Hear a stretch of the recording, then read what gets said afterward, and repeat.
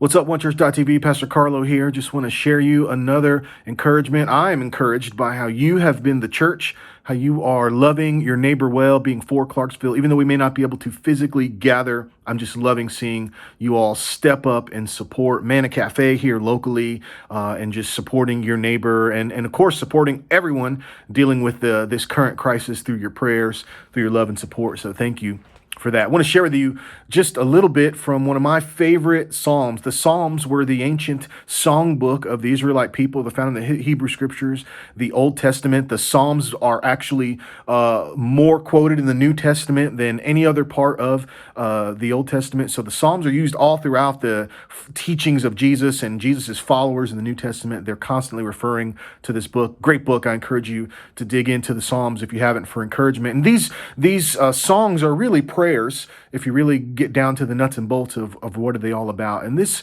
one particular psalm that I want to share with you is so, I think, relevant for what we're experiencing today as we are continuing to journey through uncertainty and anxiety and looking for where to turn. This one is just one that jumps off the page and encourages me. In fact, just the other day, I read it in my normal devotional quiet time in the morning, and it just really spoke to me. And it's the 121st Psalm, Psalm 121. This particular section of the Psalms are what we would call the Psalms of Ascent.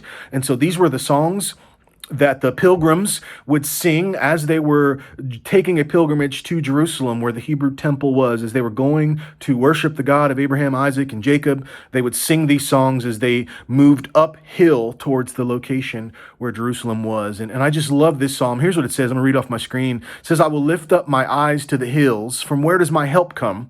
My help comes from the Lord who made heaven and earth." It's a fascinating question that's asked because they are journeying through the desert, through the wilderness places on this road where there could be bandits and robbers and all that, but they're looking upwards towards where they're going. They know they're moving closer to God. In their context, it was the physical presence of God in that temple, but they were moving towards God and looking up, knowing that's where their help would come from. Other scholars believe that because there were bandits in them hills, they were wondering, is our help going to come from the hills? Is God going to show up? No matter how you frame it, as they were journeying towards worship, they were looking for someone who could really help them. And that psalm goes on to talk about how God won't let their foot be moved, how God never sleeps and he doesn't slumber, how even the sun won't hurt them, even the nighttime won't hurt them. I love the end of it. It says, "The Lord will keep you from all evil. He will keep your life. The Lord will keep your coming out,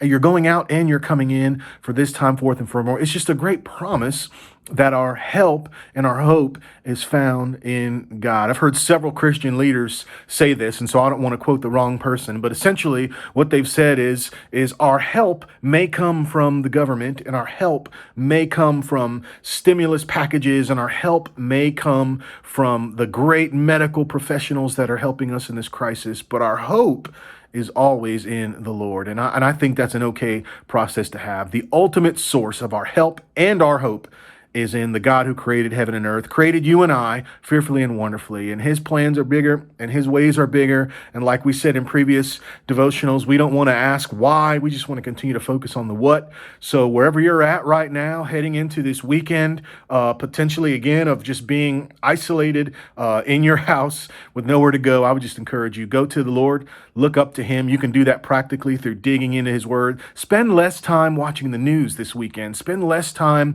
flipping through Instagram and more time just enjoying the presence of God through his word, through the gifts he's given you, if that's your family, if you can sit out in your backyard, or whatever it is. Just take time looking up to him who truly is our help, who truly is our hope. We love you. Thank you so much again for being the church. Stay connected with us. We're going to worship again online this Sunday, and just excited to be with you all digitally this weekend. God bless.